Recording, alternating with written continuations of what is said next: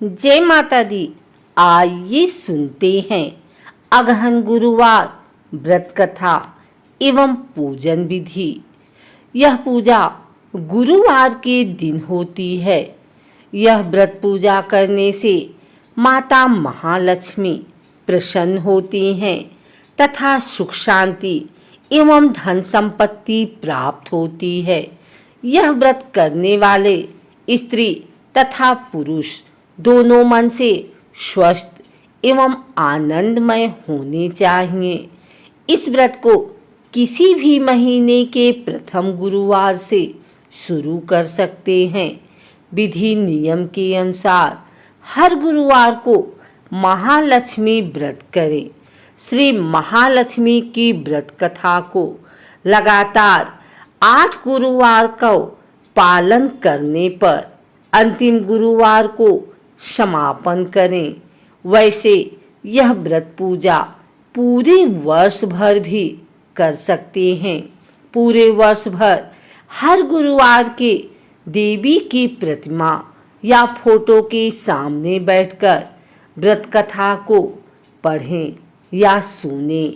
शेष गुरुवार के दिन 8 सुहागिनों या कुंवारी कन्याओं को आमंत्रित कर उन्हें पीढ़ा या आसन पर बिठाकर श्री महालक्ष्मी का रूप समझकर हल्दी कुमकुम लगाएं।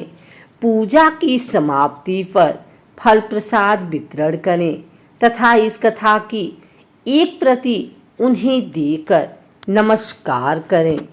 केवल नारी ही नहीं अपितु पुरुष भी यह पूजा कर सकते हैं। वे सुहागन या कुमारिका को आमंत्रित कर उन्हें हाथ में हल्दी कुक्कू प्रदान करें तथा व्रत कथा की एक प्रति देकर उन्हें प्रणाम करें। पुरुषों को भी इस व्रत कथा को सुनना चाहिए। जिस दिन व्रत हो उपवास करें, दूध फलाहार करें, खाली पेट न रहें। रात को भोजन से पहले देवी को भोग लगाएं एवं परिवार के साथ भोजन करें। पद्म पुराण में यह व्रत गृहस्थ जनों के लिए बताया गया है। इस पूजा को पति पत्नी मिलकर कर सकते हैं। अगर किसी कारण पूजा में बाधा आए तो औरों से पूजा करवा लेनी चाहिए, पर खुद उपवास अवश्य करें। उस गुरुवार को गिनती में न लें। अगर किसी दूसरी पूजा का उपवास गुरुवार को आए तो भी यह पूजा की जा सकती है। दिन या रात में भी पूजा की जा सकती है। दिन में उपवास करें तथा रात में पूजा के बाद भोजन कर लें। इस व्रत कथा को सुनने के लिए अपने आस पड़ोस के लोगों को, रिश्तेदारों को तथा घर के लोगों को बुलाएं। व्रत कथा को पढ़ते या सुनते समय शांति तथा एकाग्रता बरतें। मार्गशीर्ष के पहले गुरुवार को व्रत शुरू करें तथा अंतिम गुरुवार को उसका समापन करें।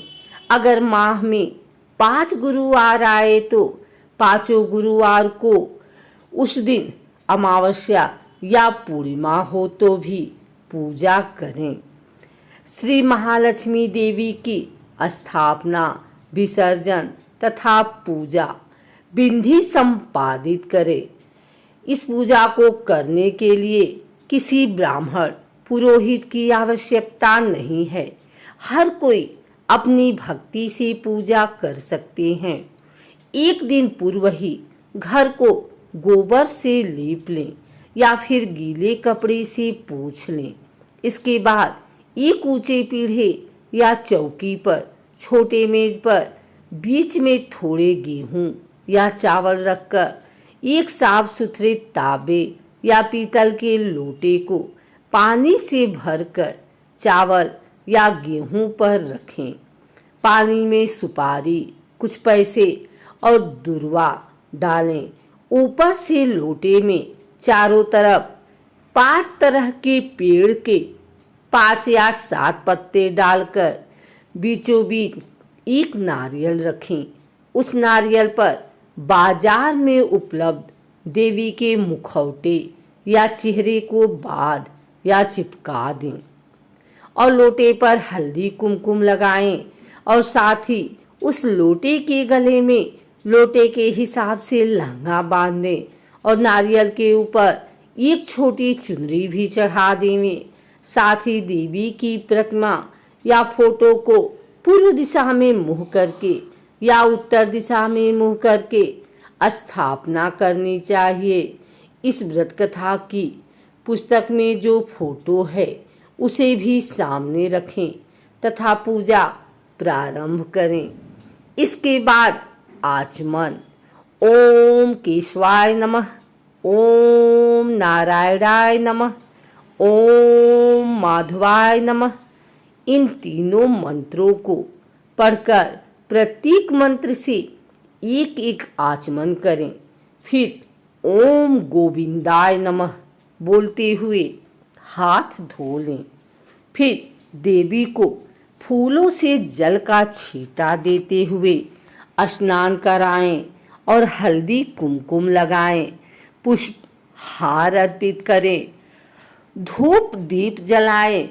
फिर इसके बाद भोग लगाकर महालक्ष्मी व्रत के महात्म्य का पाठ करें। महालक्ष्मी नमन अष्टक का पाठ करें। फिर देवी को प्रणाम कर कथा का पाठ शुरू करें। कथा की समाप्ति पर देवी की आरती उतारें तथा फिर से प्रणाम करें।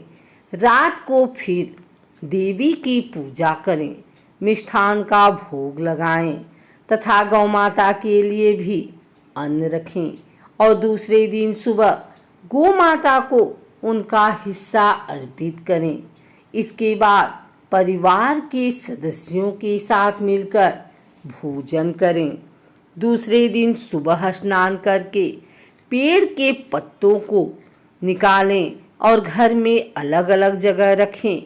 पानी को समुद्र, नदी, तालाब, कुएं या तुलसी की क्यारी में डाल दें। जिस जगह पूजा की हो वहां हल्दी कुमकुम छिड़ककर 3 बार प्रणाम करें। इसी प्रकार महीने के हर गुरुवार को, मास के 4 गुरुवार हो तो चारों और 5 हो तो पांचों को इसी प्रकार पूजन करें। पद्म पुराण में कहा गया है कि जो कोई भक्त हर वर्ष श्री महालक्ष्मी जी का यह व्रत करेगा उसे सुख संपदा और धन लाभ होगा। कुछ लोग इसे केसरी व्रत भी कहते हैं, परंतु इस व्रत में किसी खास रंग के परिधान की कोई जरूरत नहीं। इसके अलावा महालक्ष्मी मंत्र, चालीसा, आरती इत्यादि का भी पाठ करना चाहिए। आइए सुनते हैं श्री महालक्ष्मी की व्रत कथा। महालक्ष्मी माता की कृपा से सुख संपत्ति ऐश्वर्य प्राप्त होता है, मन की इच्छा पूरी होती है। महालक्ष्मी माता के अनेक रूप तथा नाम है। भूतल में वे छाया, शक्ति, तृष्णा, शांति, जाति, लज्जा, श्रद्धा, कांति, वृत्ति, स्मृति, दया, तुष्टि, माता, अधिष्ठात्री एवं लक्ष्मी के रूप में स्थित हैं। उन्हें प्रणाम करते हैं।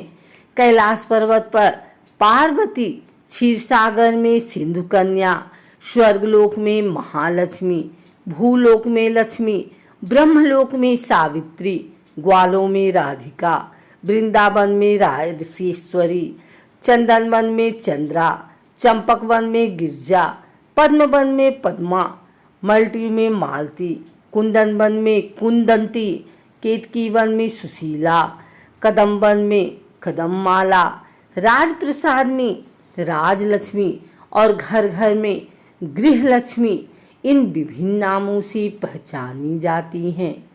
इस तरह सर्वथा चारों ओर सर्वभूत में सुपरिचित माता श्री महालक्ष्मी की यह कथा है। भारतवर्ष के सौराष्ट्र देश में द्वापर युग की यह कहानी है। सौराष्ट्र में उस समय भद्रश्रवा नाम के राजा थे। वे बड़े पराक्रमी राजा थे। 4 वेद, 6 शास्त्र, 18 पुराणों को उन्हें ज्ञान था। उनकी रानी का नाम सूरत चंद्रिका था। रानी दिखने में सुंदर और सुलक्षणा थी तथा पतिव्रता थी। उन दोनों को 7 पुत्र तथा उसके बाद एक कन्या का वरदान मिला था। कन्या का नाम सांबाला था। एक बार महालक्ष्मी जी के मन में आया कि जाकर उस राजा की राजप्रसाद में रहें। इससे राजा को दुगनी धन दौलत की प्राप्ति होगी और वह इस धन दौलत से अपनी प्रजा को और सुख दे पाएगा। गरीब के घर अगर रहें और उसे धन दौलत प्राप्त हो तो वह स्वार्थी की तरह केवल अपने ऊपर ही खर्च करेगा।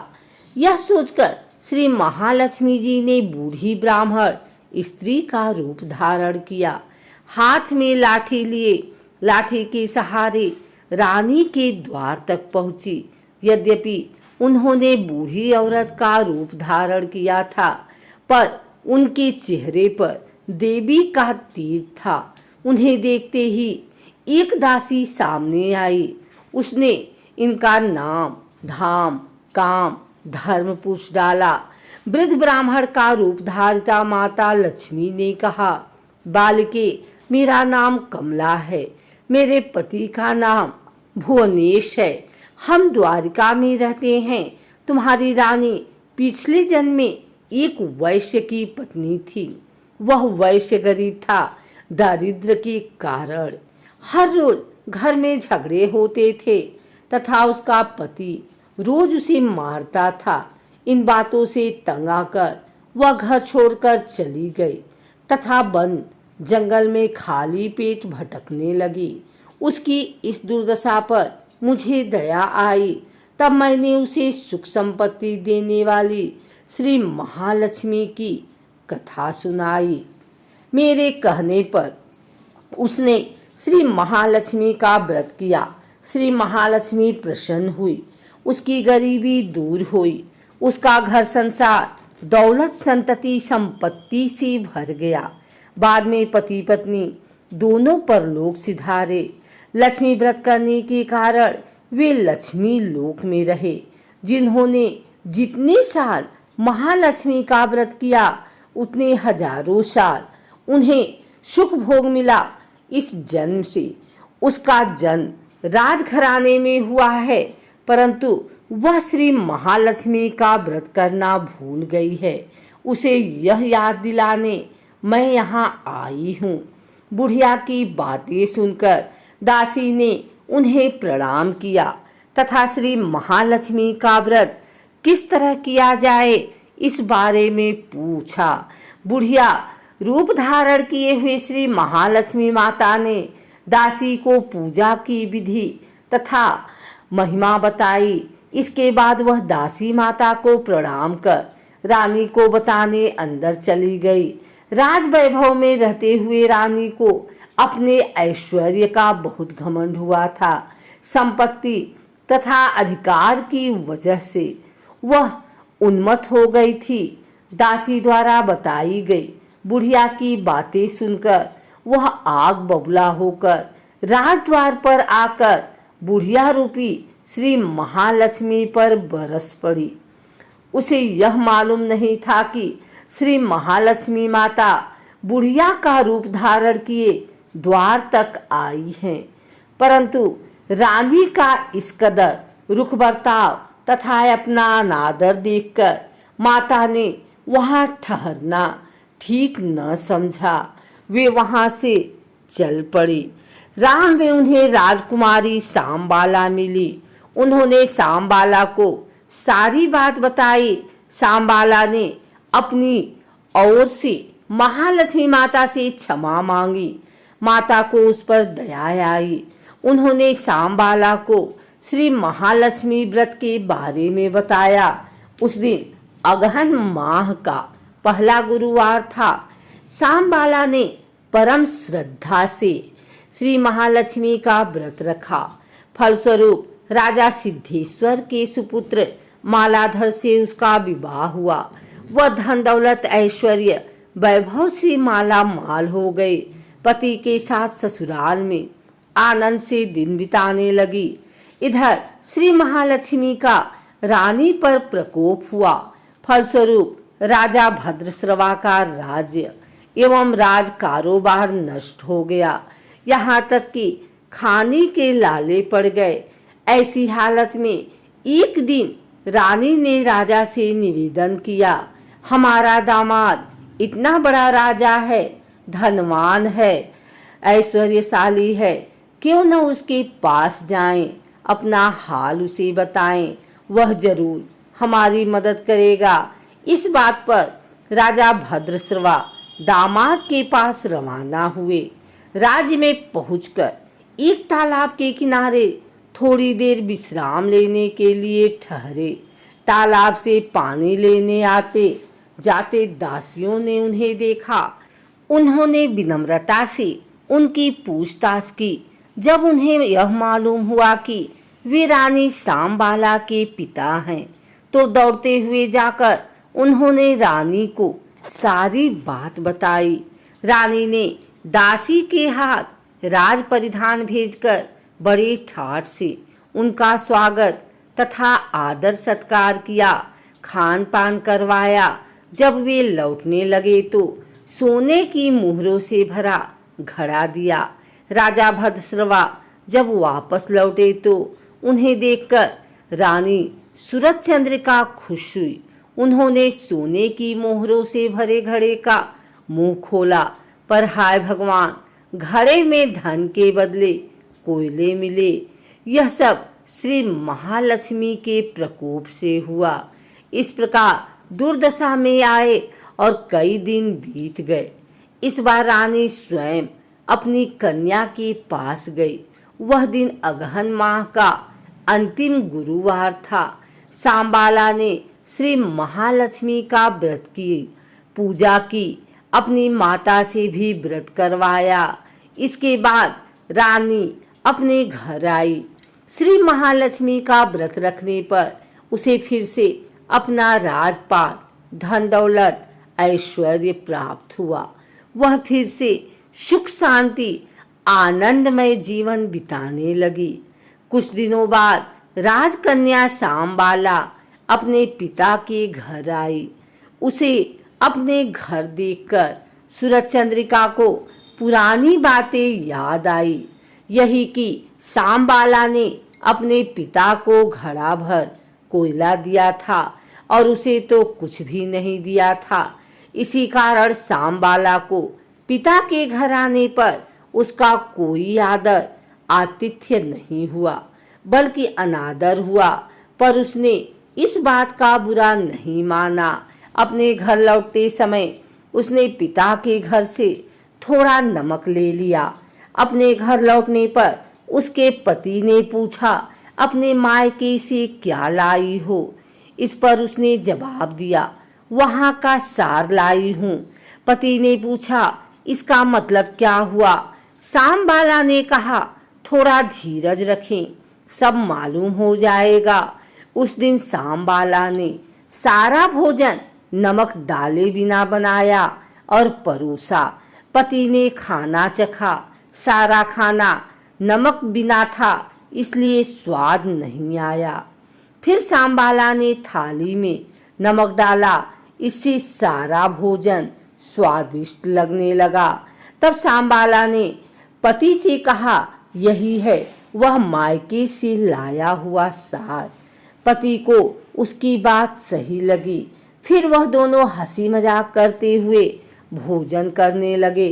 कहा गया है कि इस तरह जो कोई श्रद्धा भाव से श्री महालक्ष्मी जी की पूजा करे, उसे माता की कृपा प्राप्त होती है, सुख संपत्ति शांति प्राप्त होती है, सभी मनोकामनाएं पूरी होती हैं। परंतु यह सब प्राप्त होने पर माता की पूजा को भूलना नहीं चाहिए। हर गुरुवार को व्रत पाठ अवश्य करना चाहिए। इस तरह श्री महालक्ष्मी की महिमा, भक्तों की मनोकामना पूरी करती हैं।